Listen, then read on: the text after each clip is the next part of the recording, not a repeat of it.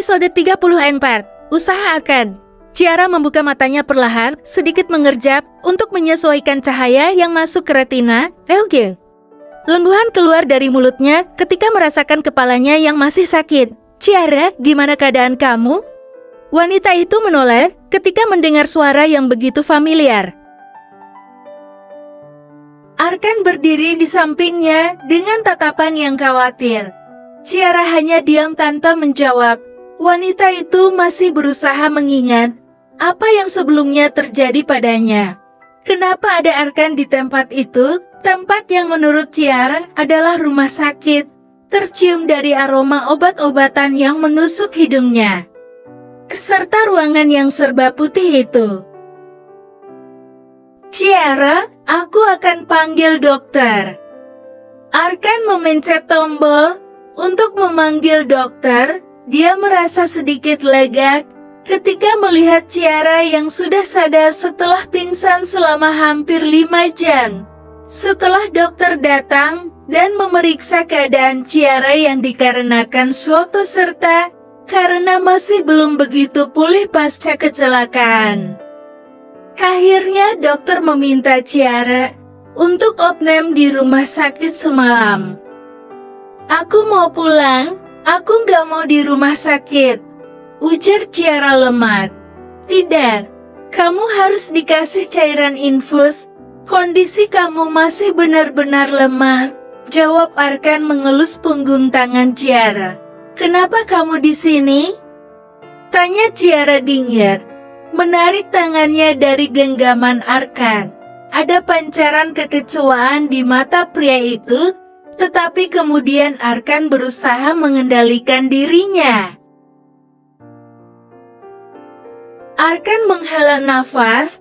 Tentu saja pria itu paham kenapa Ciara bersikap seperti ini padanya. Tolong Ciara, jangan berdebat dulu. Keadaanmu masih belum pulih, ucap Arkan. Awalnya Ciara diam. Dia hanya merasa tidak suka dengan lelaki ini di sampingnya. Lelaki yang telah menorehkan luka di hatinya. Tiba-tiba saja serentetan kejadian tadi, saat bersama Jihan terputar kembali di kepala wanita itu. Di mana Jihan yang mengatainya egois. Bagaimana bisa Jihan menuduhnya seperti ini? Arkan, sebaiknya kamu keluar. Jangan temui aku lagi, aku sudah tidak sudi untuk bertemu denganmu. Aku tidak mau disebut sebagai orang yang merebut milik orang lain. Ucap Ciara dengan wajah yang datar. Arkan menggeleng, dia tidak boleh emosi dengan ucapan dari wanitanya ini. Tentu saja dia tahu kenapa Ciara bersikap seperti ini, karena Jihan. Wanita ular itu selalu saja membuat hidupnya tidak pernah tenang, dulu maupun sekarang. Tolong dengarkan aku dulu, Cia. Jangan dengarkan atau percaya dengan kata-kata yang telah diucapkan oleh Jihan.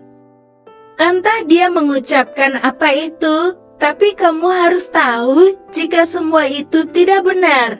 Semua perkataan yang diucapkan oleh Jihan hanyalah omong kosong. Ciara diam saja, dia malas menanggapi Arkan, yang sudah seringkali pria itu berbohong padanya, di masa lalu ataupun sekarang. Arkan selalu membohonginya.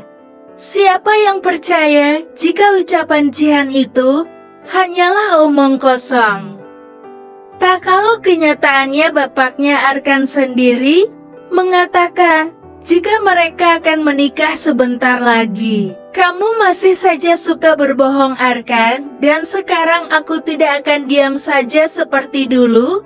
Yang setiap aku tahu kebohonganmu aku selalu berakhir dengan menangis dalam diam, tanpa berani mengutarakan ataupun menanyakan kepadamu.